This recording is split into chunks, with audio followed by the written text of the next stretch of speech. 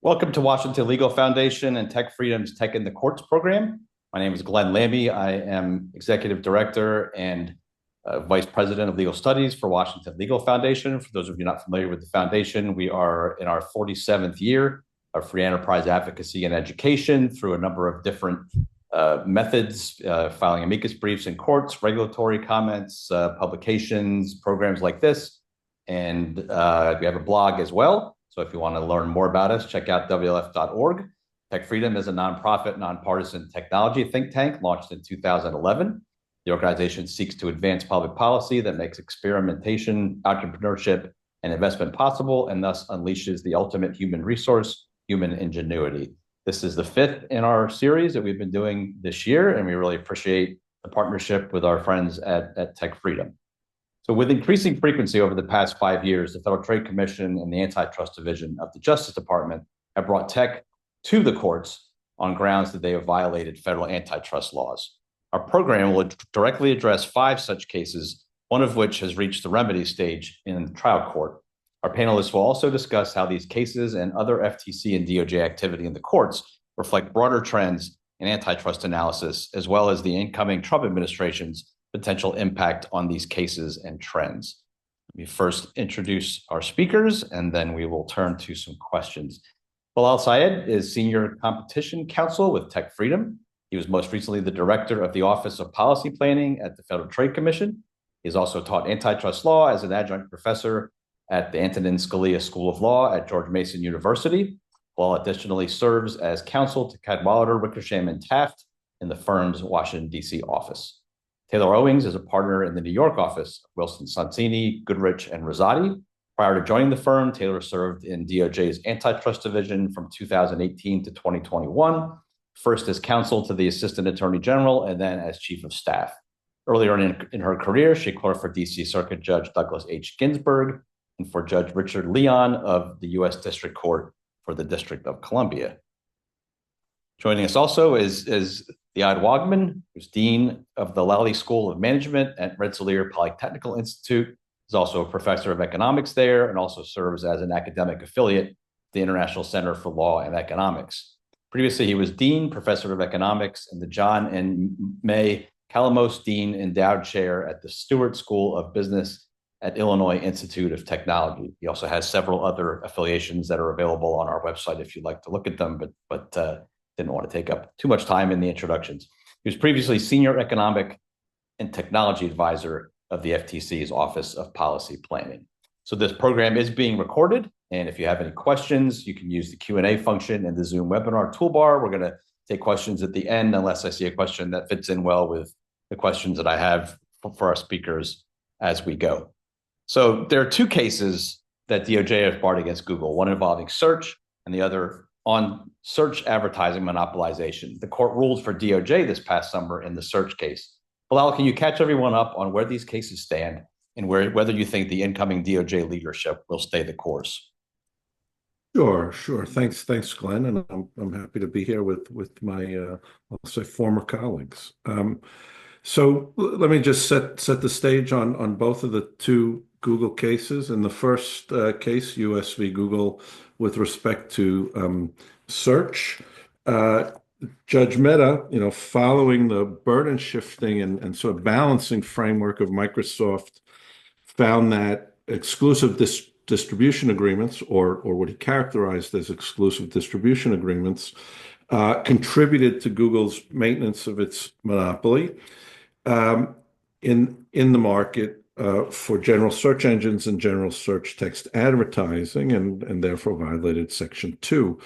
Now, notably, for purposes of the remedy discussion, I think the court did not find that Google had obtained its monopoly power illegally. And of course, it's black letter law that merely possessing monopoly power is not illegal. And of course, DOJ, having won on liability, has now put forward a remedy proposal, which in part would stop and prevent exclusionary agreements, such as the revenue sharing agreement it had entered into with Apple, DOJ is also requesting divestiture of Chrome because Chrome is a distribution channel that exists, at least in DOJ's view, as a significant barrier to entry into the market for search, general search, and general search text advertising. It would also prohibit Google's re-entry into the browser market for 5 years and prohibit ownership interests in other search or search text-related rivals, including with respect to certain query-based AI products and/or ad technology, and eliminate so-called self-preferencing and require data sharing. The court is likely to rule on DOJ's proposed remedy, over, let's say, springish to summer.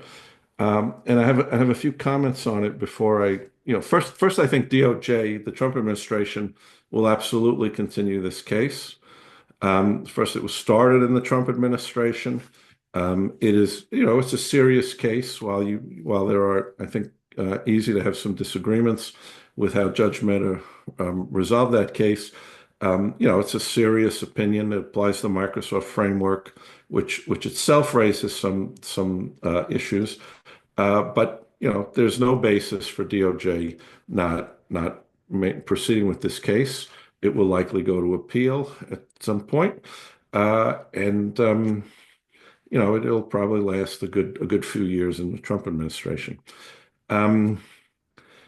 I think DOJ is sort of overreaching on the remedy, particularly in the DC Circuit. There's pretty good case law that the remedy has to be tied to the violation.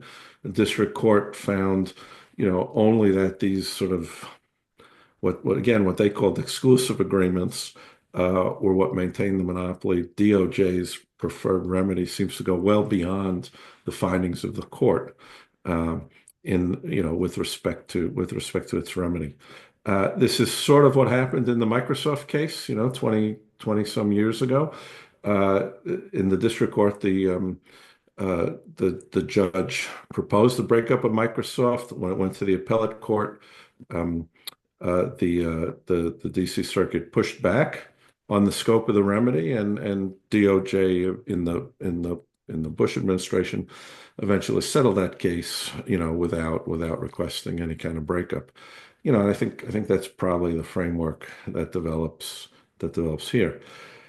There are other grounds that the parties repeal. There are other grounds that the parties are likely to appeal on with respect to whether the Microsoft standard for liability or causation was correct or not. But that's to be developed. The second case, with respect to Google, concerns its so-called, I'll call it, monopolization of the ad tech space.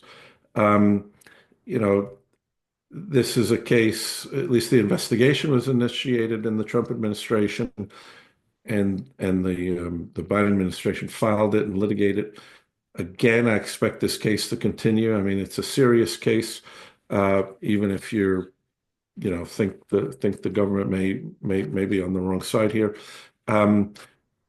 Case has been heard. We don't have a liability decision. There are a few interesting issues here. I had said the DOJ had used sort of the Microsoft framework in the Google case, in the search case. That made a lot of sense. This matter looks more like a refusal to deal case to me. And the Microsoft framework may not be the right framework. The general rule in refusal to deal cases is no economic sense. I think DOJ is pushing back on that, and will continue to push back on that, right? Because that's a very high standard for plaintiffs. But it's part of what they're doing in their case and amicus agenda.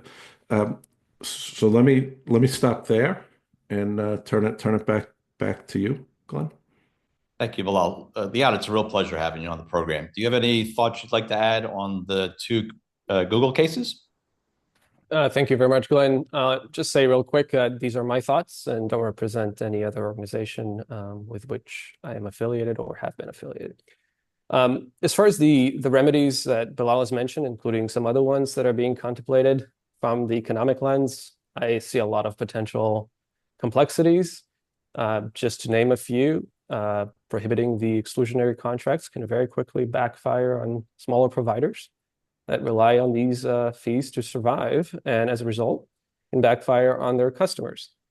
But taking a high-level view, I have broader questions about these cases, and I'll hopefully touch on those in more detail later. But just to name a few, is the increased size of Google in this case a result of anti-competitive behavior or economic efficiency? And I think it's important to point out that both large incumbents and small ventures, startups, contribute to innovation. And a lot of these smaller startups rely on a healthy ecosystem that is often provided by an incumbent, at least part of it.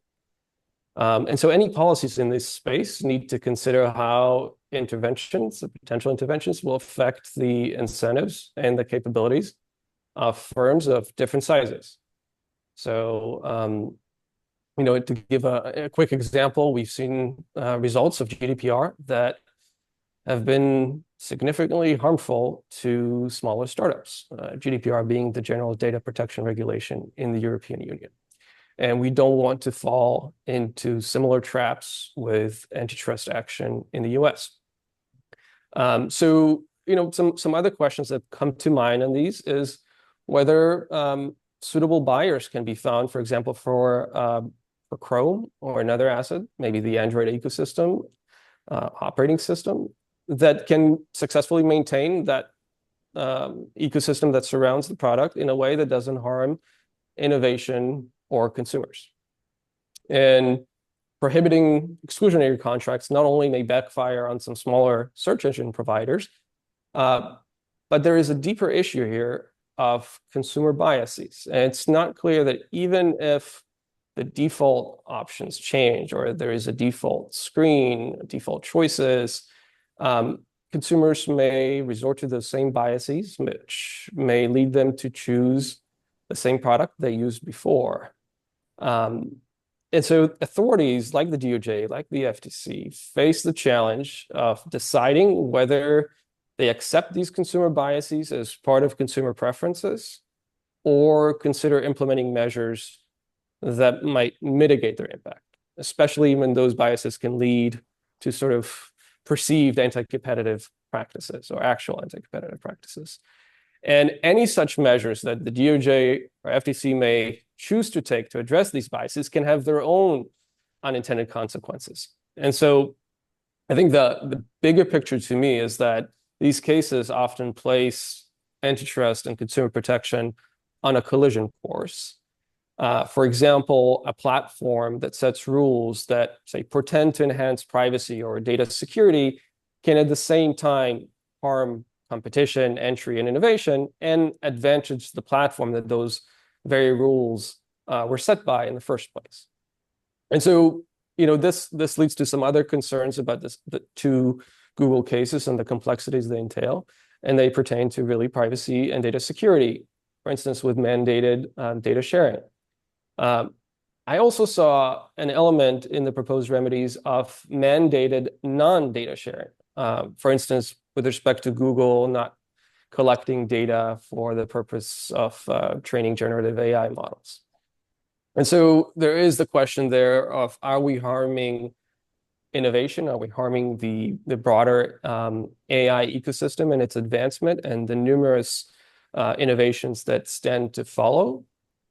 Are we harming or changing the incentives to build a successful ecosystem that facilitates innovation efficiently? And so my hope is that all of these proposed remedies will undergo rigorous economic scrutiny in the court to consider the unintended consequences that may arise. Thank you, Professor. Taylor, thanks again for joining us. Can you bring us up to speed on the FTC's case against Meta? There's been some really interesting twists in this one, right?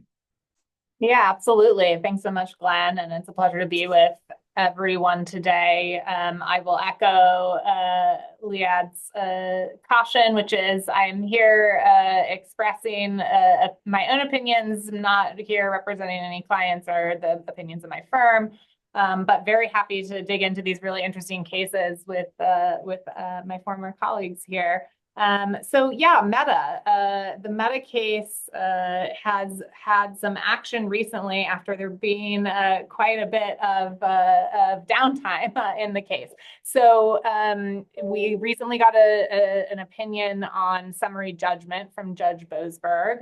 That opinion came out about a month ago now. And I think it warrants a little bit of recapping the history of the case because we've already had some really interesting substantive decisions in this case that may give us a sense of where the court is headed now that it is scheduling trial and planning to deliver a judgment on the merits. So to recap, the FTC filed a federal district court lawsuit against at the time Facebook, and it's been changed over to Meta since that was in December 2020, so in the Trump the first Trump administration.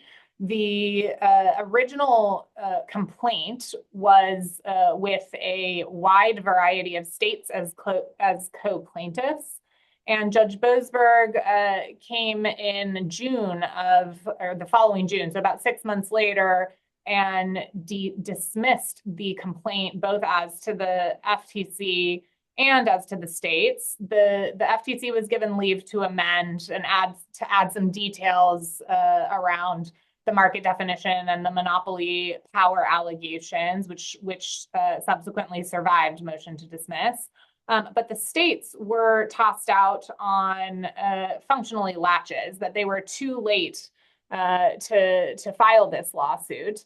And this is where we have an interesting procedural twist that actually bears on the merits of the case. So what are the merits of the case here? What were the government entities suing on here? It was really two things. One is the acquisition of Instagram in 2012, and the other is the acquisition of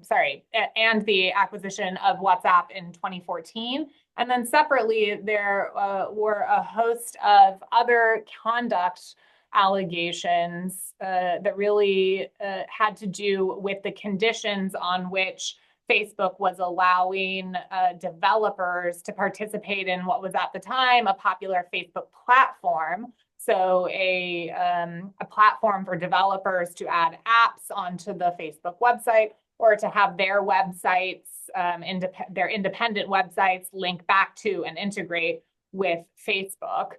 And the states were kicked out on timing considerations, which were sort of obvious as related to the merger counts, right? The 2012 merger and the 2014 merger were far beyond the typical 4-year statute of limitations, and the court used equitable principles to decide that 4-year statute of limitations that's in the Clayton Act really is the sort of broad the broad principle that ought to be used in considering equitably whether to allow a plaintiff to come and challenge a long consummated merger. And then as to the conduct related platform conditioning claims, the court found that those claims were not warranted on their merits. The Judge Boasberg dismissed on the merits, and the whole thing was appealed up to the DC Circuit. And so we have an intervening decision from the DC Circuit that's quite informative about how the appellate court is thinking about the merits of this case, and also the sort of, frankly, policy issues associated with challenging long consummated mergers.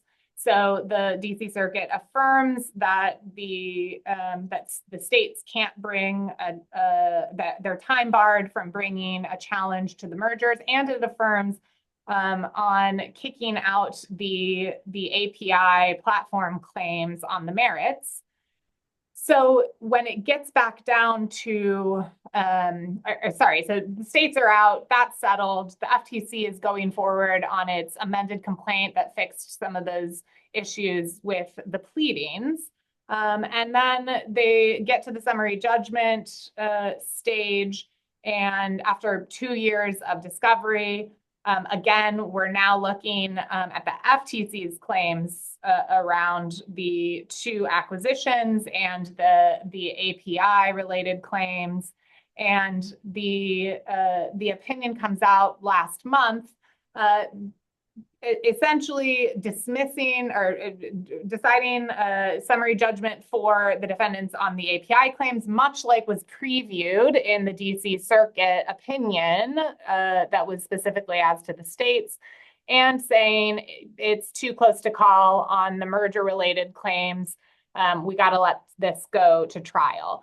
The court's summary judgment decision, however, is really quite it states a little bit of a uphill battle, or it gives the impression that there's quite a bit of an uphill battle for the FTC to prove its original, the foundation of the case, which is the existence of monopoly power in a personal social networking specific market. There's lots of sort of color commentary from the court that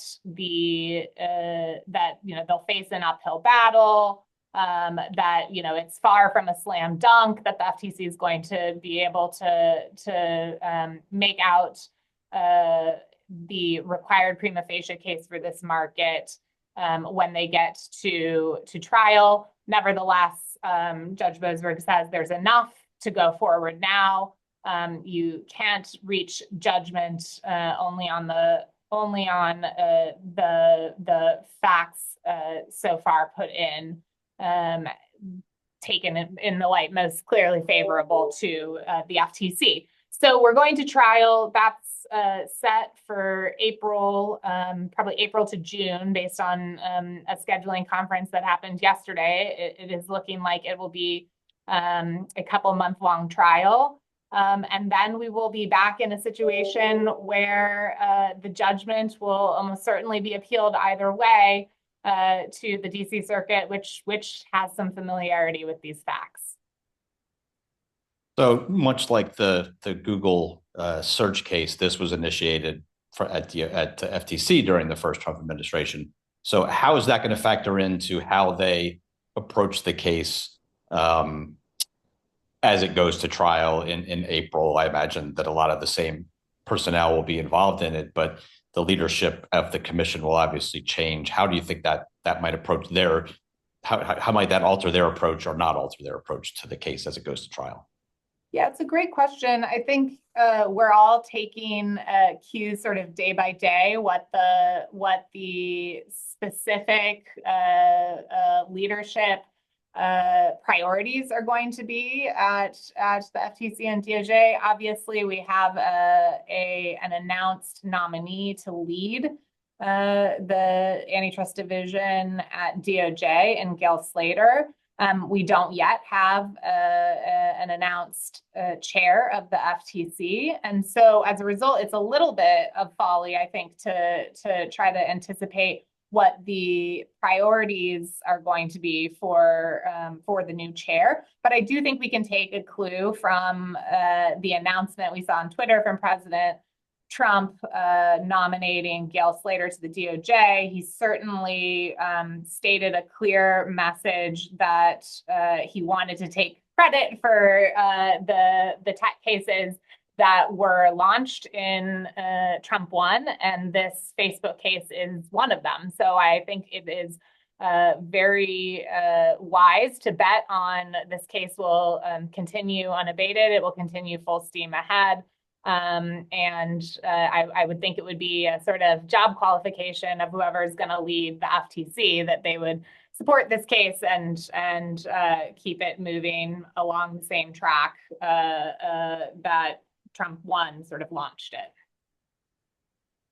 Thank you, Taylor. Bilal, let's turn back to you for the Apple case. What's the gist of that suit, and where does it stand right now in the pretrial process? So, excuse me. So, in the spring and summer of this year, DOJ filed a lawsuit against Apple with some number of states joining, which alleged basically that Apple had monopolized or attempted to monopolize the performance smartphone market, or in the alternative, monopolize or attempt to monopolize the smartphone market, both in the United States, by imposing contractual restrictions against app creation, distribution, and access to APIs that otherwise would have made either competing performance smartphones or smartphones more generally an attractive alternative to to Apple's iPhone products. So DOJ, so the case is at the motion to dismiss stage. The parties have filed, Apple has filed a motion to dismiss. The parties have argued that before the district court in New Jersey. And I think we're waiting for, a development or a decision in that filing or at this stage. Again, I think there's no doubt in my mind that DOJ will continue this case. Again, the Trump administration, I believe it's widely known, had opened an investigation into Apple. It took a little while to develop, but it's there. And and I think this is true. The Biden administration has been interested in pushing back on the case law with respect to refusals to deal or refusal to deal like cases, proposing both in the Google ad tech case and in the Apple case here, that the proper framework to analyze exclusionary conduct broadly defined is the Microsoft burden shifting framework. And that is somewhat controversial, but I think it is the most pro-plaintiff framework for Section 2 cases. And the Biden administration has been interested in developing that. I think if the Trump administration, part 2, wants to continue to press forward on monopolization cases, they will continue to try to develop that standard. And again, this case, puts that question front and center, potentially in slightly different ways than the Google ad tech case does. So, I believe the incoming Trump administration will continue this case. And I believe because both the president and his first administration expressed interest in expanding the reach of Section 2, they're going to continue this sort of aggressive attempt to reinterpret or develop the Microsoft burden shifting standard as the default standard for Section 2 cases. I'll note, and I believe Liad will remember this, and Taylor may have know this as well, because I think we probably discussed it. When I was the director of the Office of Policy Planning, we had announced an effort to do so-called platform guidelines. And while that never got out, I believe I'd said publicly while director of OPP that our framework was going to be the development, try to use the Microsoft framework to develop, so-called platform guidelines. So this, I believe this is going to, as a matter of underlying law or efforts to develop the law, I believe it'll continue in the Trump administration, and the case will continue. It's an aggressive case, because unlike the search case, which has some component of, I'd say, an ecosystem, but not totally an ecosystem, closed ecosystem.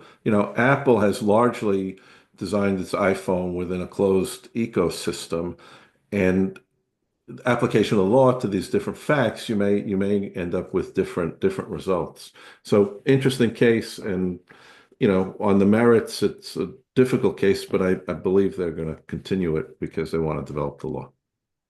Thank you, Bilal. FTC also has a lawsuit pending in federal court in Washington State against Amazon, which recently survived the motion to dismiss. Taylor, can you summarize the case, kind of let us know what's next, and offer your thoughts on FTC's approach under a new chair? Yeah, absolutely. So this one was filed in September 2023, and then had a motion to dismiss opinion come out a year later. So this case in the Western District of Washington, functionally Seattle, is alleging that Amazon has a monopoly in two different markets, the online superstore, the sort of consumer-facing online superstore market, and then the online marketplace services market. So that's the services sold to e-commerce sellers who use Amazon services. The nature of the conduct at issue in this monopolization suit is three-pronged, and it's important to distinguish between the three prongs because the first two prongs are utilizing both the FTC's authority to police unfair methods of competition and traditional Sherman Act Section 2 law, whereas the third prong, as the FTC pleads it, is only an unfair method of competition, and there is no claim that the third prong of conduct violates Sherman Act Section 2. So the first two prongs, the first one is a sort of a soup of policies that the FTC calls anti-discounting policies. And this is a variety of policies that online sellers have to agree to, that the FTC claims makes it more difficult for them to offer discounts on other rival e-commerce websites.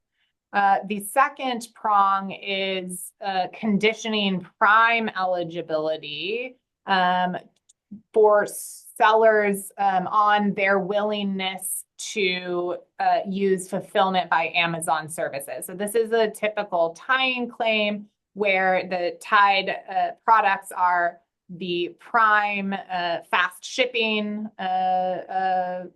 both branding and service, and the tie-in, or rather the tied product, is the fulfillment by Amazon services, which includes warehousing and other aspects of the services that get e-commerce products to consumers.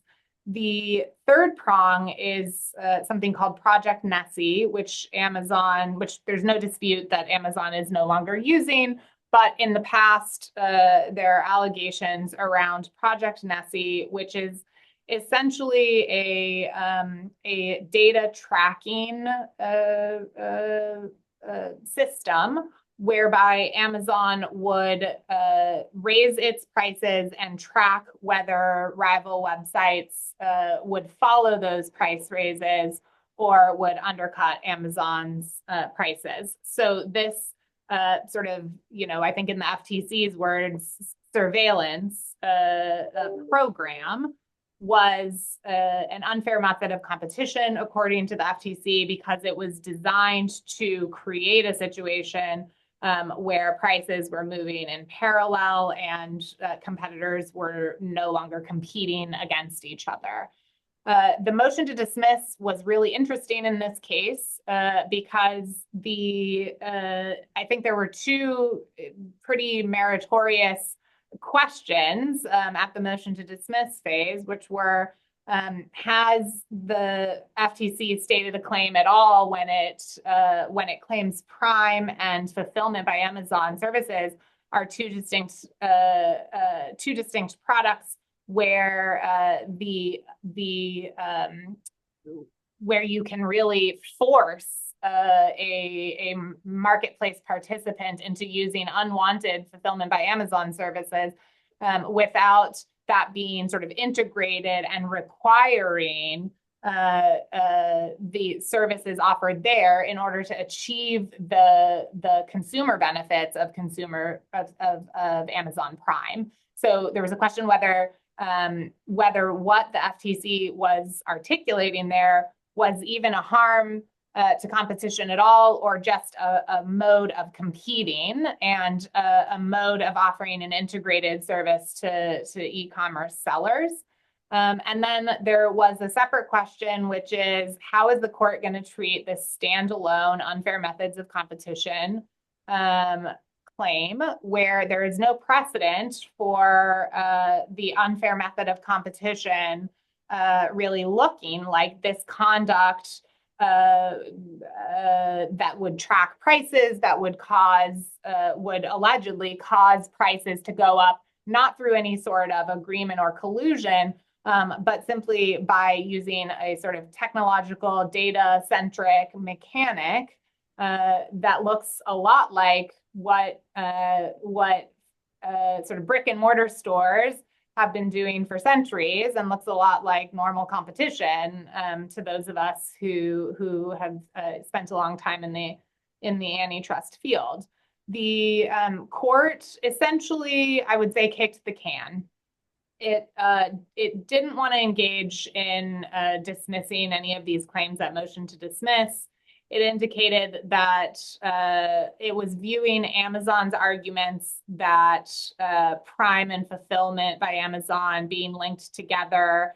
It was viewing those arguments as essentially saying that there are pro-competitive justifications for the linking, and it viewed pro-competitive justifications as sort of a balancing test that you get to further down the line. It's not amenable to motion to dismiss. And then it said, as to Project Nessie, essentially that it was buying the FTC's argument that an unfair method of competition is something that harms consumers, where a competitor is sort of escaping the constraints that would normally be on it to lower prices. It essentially didn't engage very thoroughly with the idea of whether this conduct could be an unfair method of competition. It essentially said that the FTC has leeway to identify what unfair methods of competition are. And so we'll have to deal with this more thoroughly later in the case. I think really interestingly, the newest development in the case is that Amazon has now filed what I think of as sort of a reactionary motion to that specific holding on the standalone UMC claim. So I think yesterday, it might have been 2 days ago, Amazon filed a motion for judgment on the pleadings, indicating that the FTC should not have brought this standalone UMC claim in federal court. The idea being that the FTC, that Congress designed the FTC to declare unfair methods of competition in its adjudicative capacity using its Part 3 administrative court, and that the scheme of the statute envisions that a declaration of this sort of unique UMC claim would be adjudicated only after the commission renders decision on it, issues the cease and desist order, and then the plaintiff should have the opportunity to appeal that order to whatever circuit court it chooses. So there's a procedural, I think, argument that has become ripe in this case as a result of the standalone UMC claim staying in rather than being dismissed at motion to dismiss. So we're going to get we're going to add this one to the long list of constitutional and structural challenges that the FTC is facing right now. It does strike one as a little bit Kafkaesque, all the different challenges against the FTC right now, because this challenge is essentially saying that the FTC needs to proceed in front of the ALJ before it goes to federal court. And whereas other challenges against the FTC right now are saying that the ALJ is unconstitutional for double protection from removal, or that it's unconstitutional that parties end up in front of the FTC with its different procedures than in front of the DOJ. So we've really got a panoply of court challenges that the FTC is facing, and I think this Amazon one will be an interesting one to watch. And reflecting on the change in administration and how all of these sort of existential crises to the FTC are going to be taken up by the new administration, I think there's some really interesting strategic questions there, right? I will defer a bit to the statement I made earlier, which is I think we have yet to get a real sense of what President Trump wants to do with the FTC. I think, there's talk about the competition functions of the FTC being consolidated into the DOJ, which would take care of those sort of equal protection due process arguments that are ripe in the courts right now, having to do with it is seemingly random whether your case ends up with DOJ or the FTC. The One Agency Act, which we're hearing from folks on the Hill, may have some chances in this upcoming Congress. May bring those concerns to an end by folding the competition functions of the FTC into the DOJ. That would obviously be consistent with the sort of DOJ mandates to reduce redundancies and increase government efficiencies. So that'll be a super interesting thing to watch. But on the other hand, the FTC is a powerful tool that arguably has some unique powers that I think any incoming administration may be eager to use to shape their agenda. And I think where I see this evidenced kind of on the other side of the One Agency Act argument is, we saw a plan or a proposal from current Commissioner Andrew Ferguson about what he would want to do if he were named chair to the FTC. And I think when you look at some of those proposals, what you see from Commissioner Ferguson is a desire to use some of the unique powers that the FTC has around unfair methods of competition to accomplish certain aspects of President Trump's agenda. So I think this question of whether the FTC has some leeway to define what an unfair method of competition is certainly being litigated in the Amazon case, and could be one reason to keep that case going forward kind of as is. Thank you, Taylor. Liad, before we move on from the specific cases, I wanted to see if you had any comments on any of the three cases, Amazon, Apple, and Facebook / Meta that Bilal and Taylor talked about.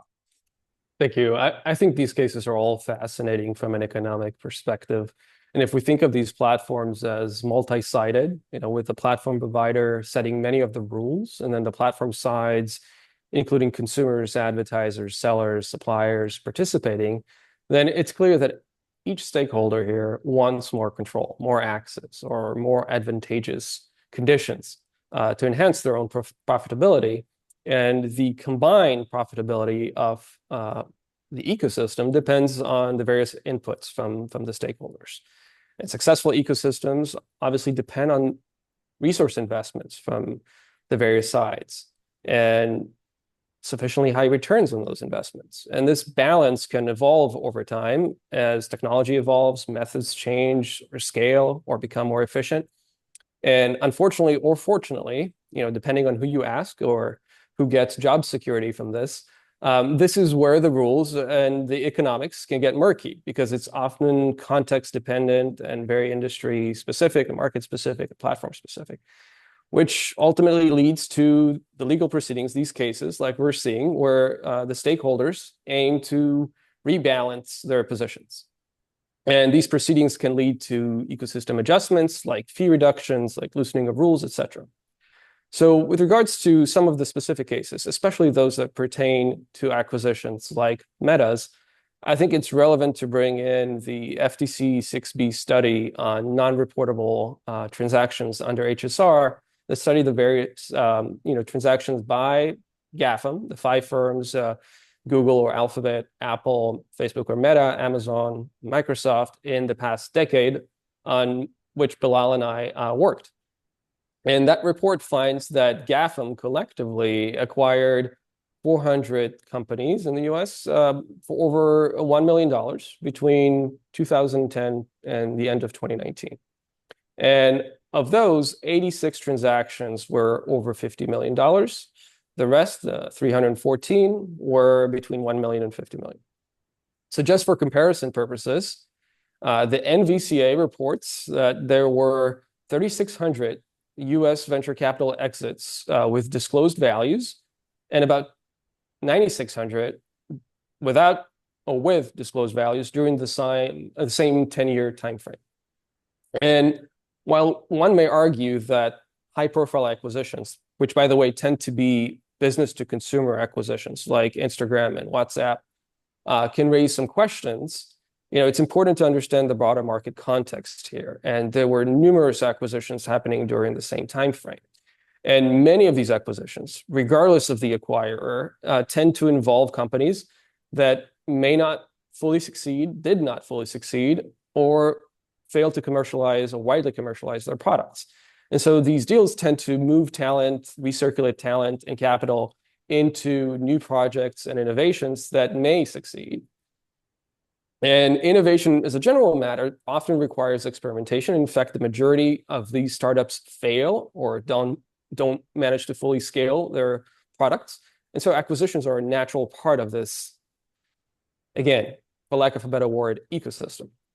And I'll add to that for every high-profile business-to-consumer acquisition, like Instagram, like WhatsApp, there are also strategic and lesser-known business-to-business acquisitions that may not have been, as high a dollar amount, but had as much or potentially greater profound impact on their respective areas. And I very much like the example of Apple's 2008 purchase of Palo Alto Semiconductor, which, by the way, was for $278 million.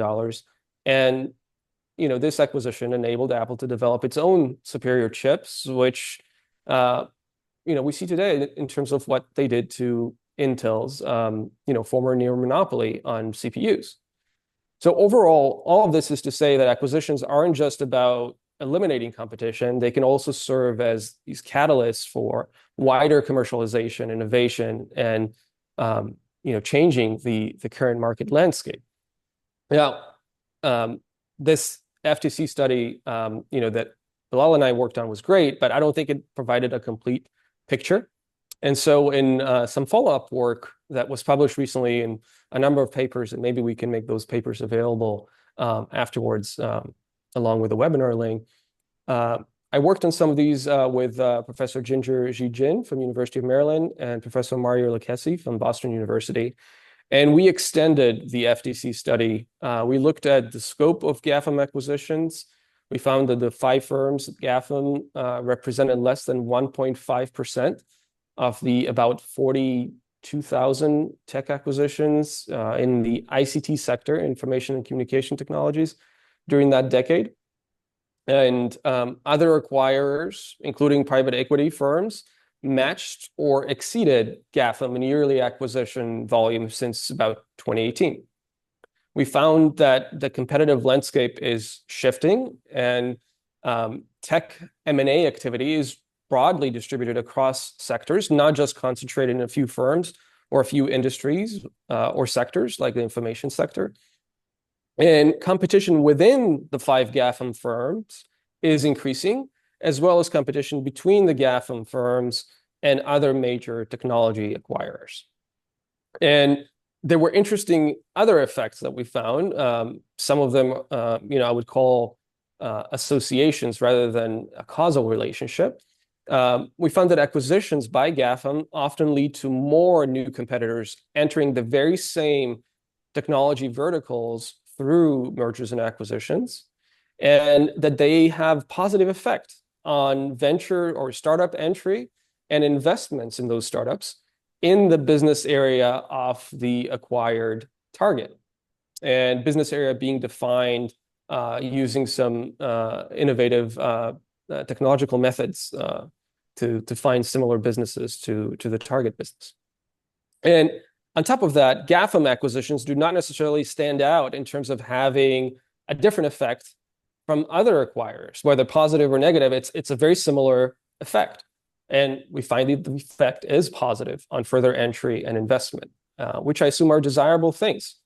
So to kind of put additional layers on these findings, most of the acquisitions tend to be in areas that are outside the core businesses of the acquirer. And for GAFAM, these acquisitions tend to be even more so outside their core areas. The age of the targets that GAFAM acquires, as do other top technology acquirers, tends to be relatively young, but that's a feature of the industry and the quickly evolving technology landscape.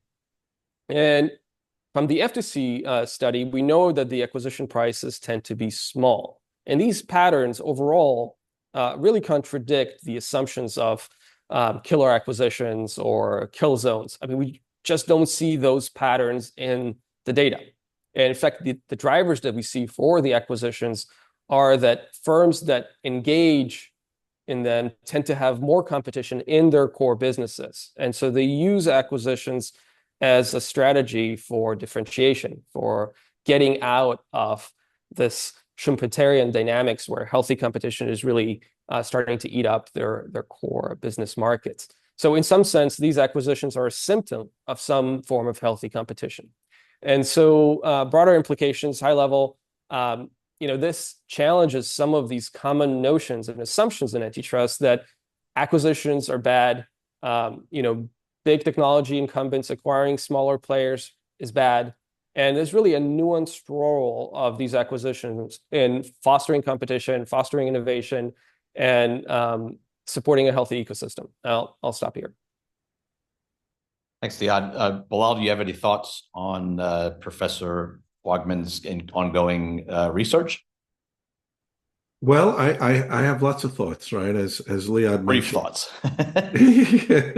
as Liad mentioned, we started this work at the FTC, trying to figure out both what were the reasons transactions were not being notified to the government, and what was sort of the scope of those transactions. And then at a very high level, trying to determine whether these were problematic transactions. Liad, with his co-authors, has sort of extended that work to sort of get a clearer picture, right, of the potential benefits and the ways in which both technology and innovation is sort of diffused, right, in this space. And so I think I'll tie it back a little bit to both, to current agency policy and go forward policy. Current agency policy expresses a skepticism of large firms buying small firms, right? Picturing it or potentially suggesting it's an acquisition of a competitor and a diminution of competition. I think Liad's research, as he said, shows it's more complicated than that.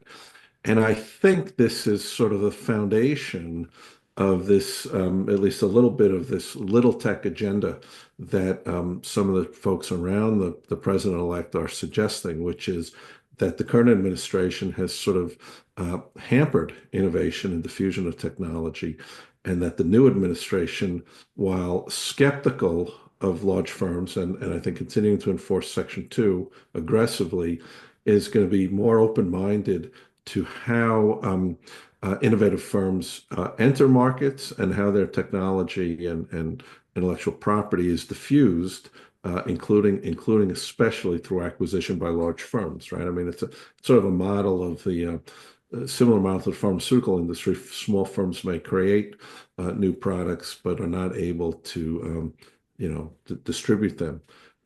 So I think that's the key takeaway from Liad's work, and I think it's going to influence, and already has influenced, the incoming Trump administration. Taylor, any thoughts on his research? Yeah, absolutely. I would say when I think about some of the big pictures, it's really important to focus on how much of what Liad just summarized for us was not in the 6B study as released by the Chair Khan's FTC. I was frankly pretty disappointed to see the cursory treatment given to those of us who were really excited to see some data come out of the FTC after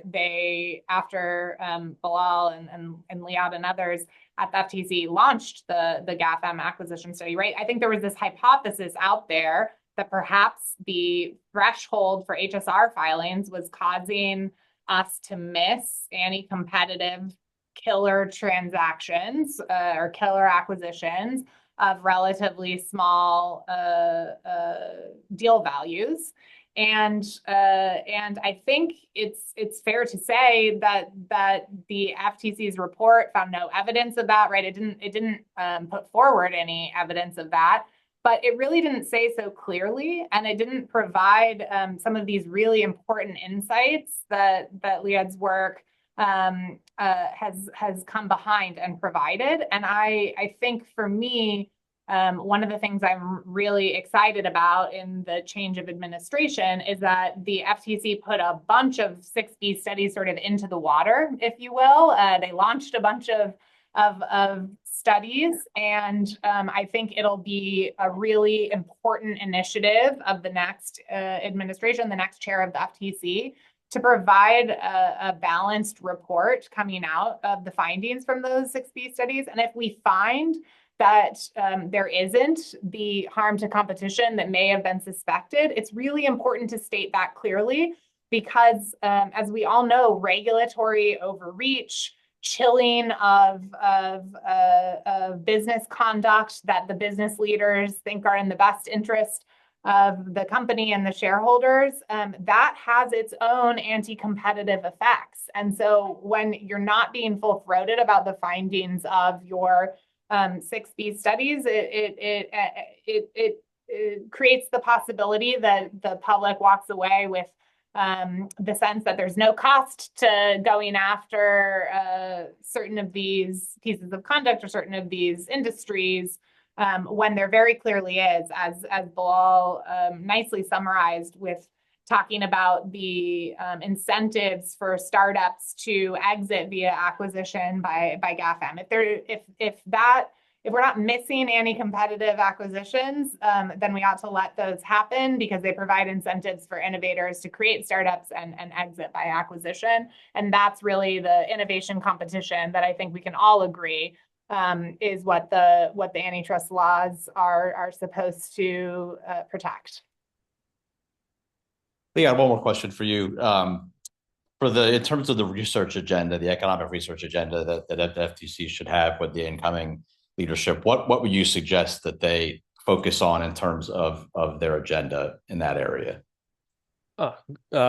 Actually have a small blog on this on ProMarket with Ginger Zijin from University of Maryland, and it's named 4 Key Questions on Antitrust in Tech for the Next 4 Years. I'll summarize really quickly. The 4 key questions have to do with assessing the implications of scale.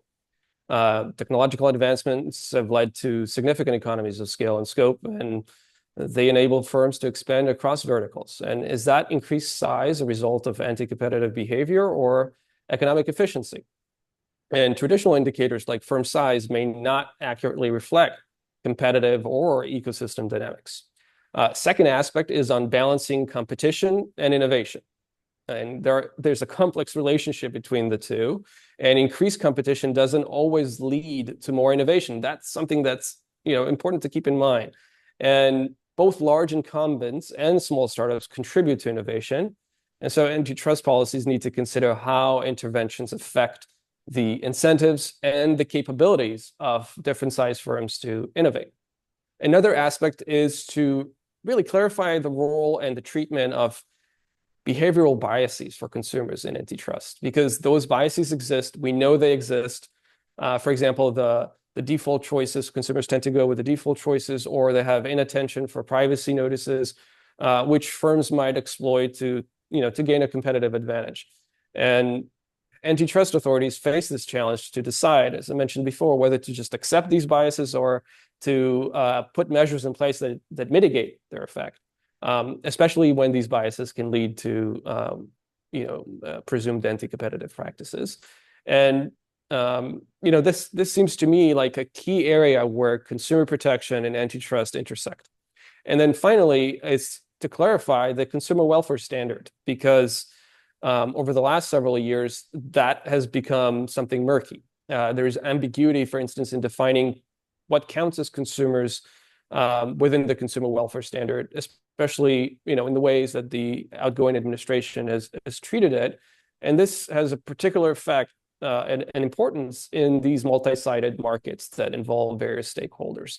We need a clearer framework to balance in those markets the welfare effects for the different market participants, both inside them and outside them, in a way that practices that say benefit one group don't harm other groups or overall competition. So those are the 4 areas I would quickly highlight.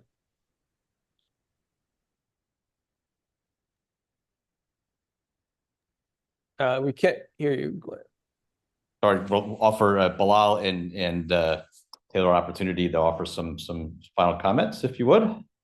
Again, I'll try to be quick. I think the Biden administration was mistaken to not emphasize certain areas of continuity with the first Trump administration.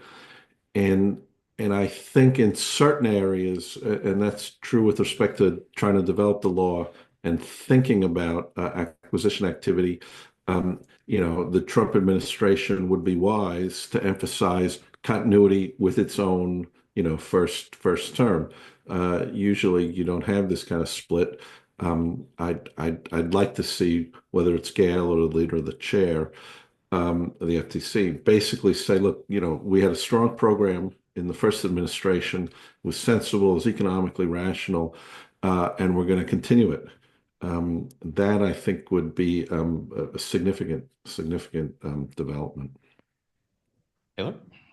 And I would just add that I think that I anticipate that the Trump administration is going to continue trying to push forward the Section 2 anti-competitive conduct law on the question specifically of how weighty the government's burden is to come with proof of anti-competitive effects and how that looks as a matter of trial practice, right? What anti-competitive looks like, what anti-competitive effects look like as a matter of trial practice. I do think that the agencies are likely to continue to try to carve out a position that can be presented in a lot of creative ways, that it might look different in zero price markets than it traditionally did in older industries.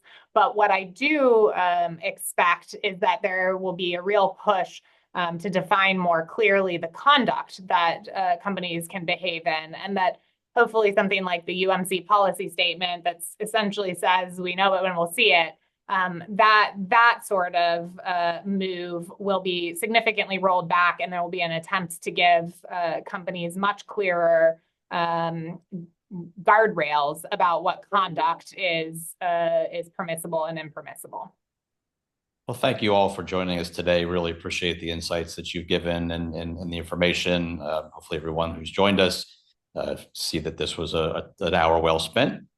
For anyone who might be interested, our next program is on Thursday, actually, a webinar on the sort of future of citizen suits in the new Trump administration. There may be some people watching that care about how that might affect the energy industry and the energy that's needed for a lot of the technology that we're relying on these days for AI and other things. That'll be Thursday again at 1 o'clock. And also, if there's going to be a brief survey when you sign off from Zoom, if you could take 2 seconds and fill it out, I would really appreciate it. Again, thank you, Bilal, Taylor, Liad, and happy holidays to everyone.